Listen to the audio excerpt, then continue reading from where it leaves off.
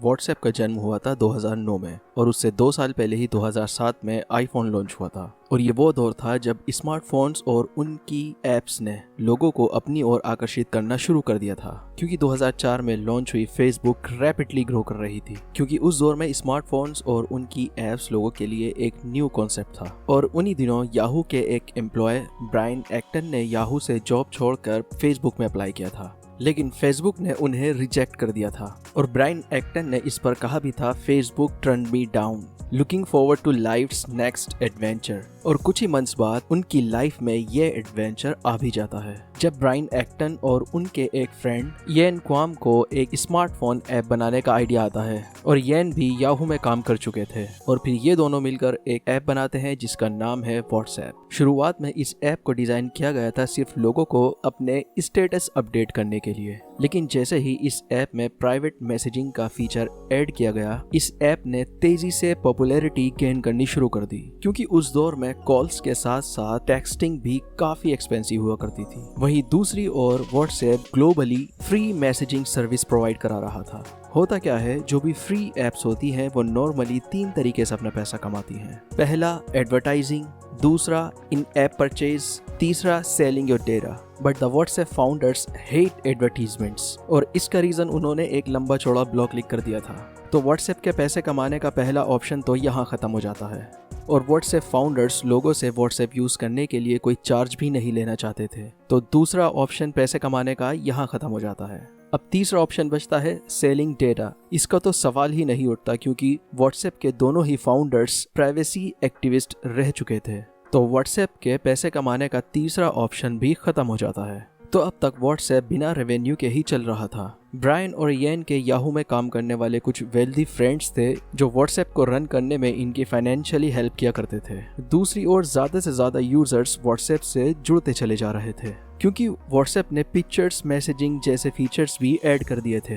लेकिन व्हाट्सएप की rapid growth के चलते सर्वर में इन्वेस्ट करने और एक बड़ी टीम हायर करने के लिए रेवेन्यू की जरूरत थी। इसीलिए व्हाट्सएप $1 की एनुअल फी रख देता है। किसी कंट्री में तो व्हाट्सएप को परचेज करने के लिए $1 की अपफ्रंट एनुअल फी पे करनी पड़ती थी और किसी कंट्री में व्हाट्सएप 1 साल के लिए फ्री था और 1 साल बाद अगर आप व्हाट्सएप को कंटिन्यू करना चाहते हैं तो उसके लिए $1 की फी पे करनी पड़ती थी। लेकिन इंटरेस्टिंग बात यह है कि ये $1 की फी भी किसी को एनफोर्स नहीं की जाती थी। अगर कोई व्हाट्सएप 1 साल यूज करने के बाद $1 की फी पे नहीं करता था तो भी उसका व्हाट्सएप बंद नहीं होता था और ये $1 की फी एज ए डोनेशन थी और यूजर्स द्वारा पे की गई इस $1 की फी भी व्हाट्सएप के लिए काफी मददगार साबित हुई। यूँ कहिए कि $1 की एनुअल फी से व्हाट्सएप की सिर्फ कॉस्ट निकल रही थी, व्हाट्सएप प्रॉफिट में अब भी नहीं था। होता क्या है कि अगर कोई टेक कंपनी अच्छा रेवेन्यू जनरेट नहीं कर पा रही है या प्रॉफिट नहीं बना पा रही है, लेकिन अगर उस कंपनी के पास बड़ी मात्रा में यूजर्स हैं तो वो यूजर्स उस कंपनी की पोटेंशियल होते हैं और जिन कंपनीज में पोटेंशियल होती है उन कंपनीज पर इन्वेस्टर्स की नज़र बनी रहती है।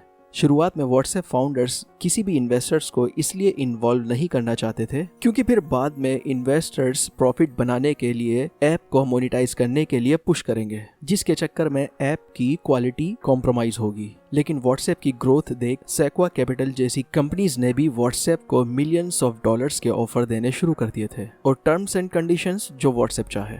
अब यहाँ व्हाट्सएप को लगने लगा था कि यूजर्स से पैसे ना वसूल कर ऐप की क्वालिटी को और ज्यादा बेस्ट करने के लिए खर्च किया जाए, क्योंकि ऐप अगर अच्छी होगी तो और ज्यादा यूजर्स जुड़ेंगे और ज्यादा यूजर्स जुड़ेंगे तो और ज्यादा इन्वेस्टर्स आएंगे। अब ना तो व्हाट्सएप ने एड्स रन किए और ना ही उसमें कोई पेड फीचर्स डाले, जिसकी वजह से व्हाट्सएप ने और तेजी से ग्रो किया, जिससे और ज्यादा इन्वेस्टर्स अट्रैक्ट होने लगे और व्हाट्सएप फाउंडर्स को व्हाट्सएप में इम्प्रूवमेंट के लिए और ज्यादा इन्वेस्टमेंट मिलने लगा। लेकिन इस स्ट्रेटेजी के साथ एक प्रॉब्लम थी, वो ये कि आप हमेशा के लिए इन्वेस्टर्स पर रिलाय नहीं कर सकते, क्योंकि आज नहीं तो कल इन्वेस्टर्स को अपना प्रॉफिट चाहिए ही होगा।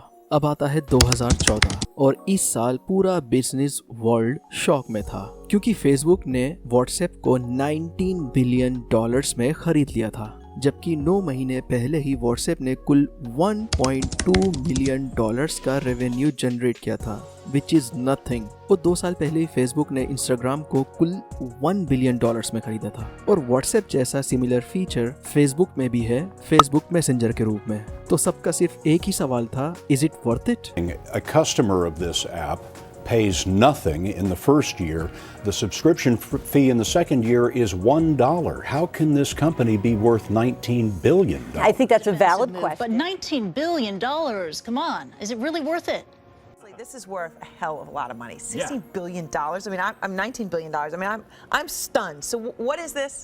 लेकिन अब व्हाट्सएप के परचेजिंग अमाउंट से ज़्यादा कंसर्न व्हाट्सएप के यूजर्स, उनके डेटा और प्राइवेसी के लिए था, क्योंकि यूजर्स के डेटा और उसकी प्राइवेसी के मामले में फेसबुक का ट्रैक रिकॉर्ड बिल्कुल अच्छा नहीं रहा है। फिर चाहे वो फेसबुक के अर्ली डेज में लीक हुई मार्क जकरबर्ग और उनके फ्रेंड के बीच की प्राइवेट चैट हो, जिसमें मार्क जकरबर्ग अपने फ्रेंड से चैट करते हुए कहते हैं, या so if you ever need info about anyone eight Harvard just ask, I have 4000 emails, pictures, addresses, SNS. Friend, what, how do you manage that one? Zuckerberg, people just submit it, I don't know why, they trust me, dumb F। फिर वो चाहे Cambridge Analytica scandal का मामला हो। We didn't take a broad enough view of our responsibility, and that was a big mistake. And it was my mistake, and I'm sorry. I started Facebook, I run it, and I'm responsible for what happens here. अब बात आती है कि आखिर Facebook ने WhatsApp को इतना महंगा खरीद क्यों लिया और इसको मोनेटाइज कैसे करेगा। एक रीजन तो ये बताया जाता है कि मार्क जकरबर्ग कंपटीशन नहीं बढ़ने देना चाहता था, क्योंकि मार्क जकरबर्ग को पता चला था कि व्हाट्सएप फाउंडर्स को गूगल माउंटेन व्यू हेडक्वार्टर्स में इनवाइट किया गया है फॉर टॉक्स। तो जकरबर्ग को लगा कि इससे पहले कि गूगल बाजी मार जाए, उसने व्हाट्सएप फाउंडर्स को इतनी बड़ी रकम ऑफर कर दी कि वो मना ही नहीं कर पाए। और दूसरा रीजन यहाँ बताया जाता है वो है व्हाट्सएप की कांस्टेंट ग्रोथ। 2014 की ही अगर बात करें तो 450 million people used WhatsApp monthly, 1 million people per day WhatsApp से जुड़ रहे थे और 70% व्हाट्सएप के एक्टिव यूजर्स थे। और व्हाट्सएप 180 कंट्रीज में अवेलेबल है। वहीं 2022 के एक डेटा की अगर बात करें तो 120 बिलियन के आसपास messages WhatsApp per day send होते हैं। और 2022 के एक डेटा के मुताबिक व्हाट्सएप के 2.44 बिलियन एक्टिव यूजर्स थे। वहीं अगर इंडिया की बात करें तो 535.8 मिलियन व्हाट्सएप यूजर्स के साथ इंडिया लिस्ट में पहले नंबर पर है। और फेसबुक को चाहिए क्या? यही तो चाहिए, यूजर्स और उनका डेटा। जितना ज्यादा डेटा और यूजर्स फेसबुक के पास होंगे उतना ही उसका फायदा होगा। It's worth more than $19 billion. I mean, it's hard to exactly make that case today because they have so little revenue compared to that number. But I mean, the reality is there are very few services that reach 1 billion people in the world. They're all incredibly valuable, much more valuable than that. और WhatsApp के पास वो सब कुछ था, behavioural data, contact list और personal information.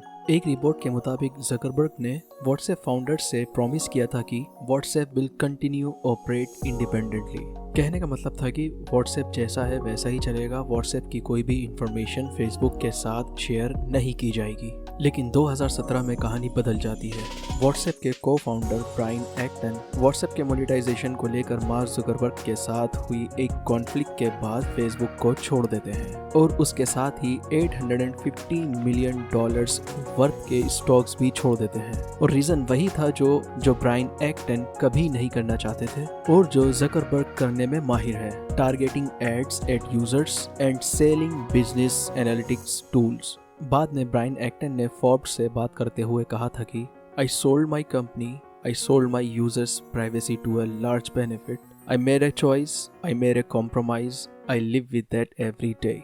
और एक साल बाद ब्रायन ने ट्वीट करते हुए कहा था कि इट्स टाइम डिलीट फेसबुक। और फिर ब्रायन एक्टन ने $50 मिलियन में एक और मैसेजिंग ऐप स्टार्ट की जिसका नाम था सिग्नल। और इसके अंदर भी व्हाट्सएप वाले ही फीचर्स हैं और इस ऐप की भी प्रायोरिटी है प्राइवेसी एंड सिक्योरिटी। और फिर 2017 में यूरोपियन कमीशन ने फॉर प्रोवाइडिंग मिसलीडिंग इंफॉर्मेशन के चलते 110 मिलियन यूरो का फेसबुक पर फाइन लगाया था। क्योंकि व्हाट्सएप को एक्वायर करते समय फेसबुक ने फॉल्सली क्लेम किया था कि ये टेक्निकली इम्पॉसिबल है कि ऑटोमेटिकली फेसबुक यूजर की इंफॉर्मेशन और व्हाट्सएप यूजर की इंफॉर्मेशन कंबाइन हो सके। लेकिन बाद में ये पता चलता है कि व्हाट्सएप का डेटा फेसबुक पर सालों से शेयर किया जा रहा है। फिर 2018 में व्हाट्सएप के को-फाउंडर येन कॉम ने भी फेसबुक छोड़ दी थी। रीजन वही था, disagreement with the Facebook over a privacy. WhatsApp का इंक्रिप्शन वीक बनाया जा रहा था और मोनेटाइजेशन को इजी। और फिर 2021 में भी व्हाट्सएप की प्राइवेसी को लेकर लोगों ने कंसर्न जताया था। वीडियो को इतना ही रखते हैं, मिलते हैं नेक्स्ट वीडियो में ऐसे ही किसी इंटरेस्टिंग टॉपिक के साथ।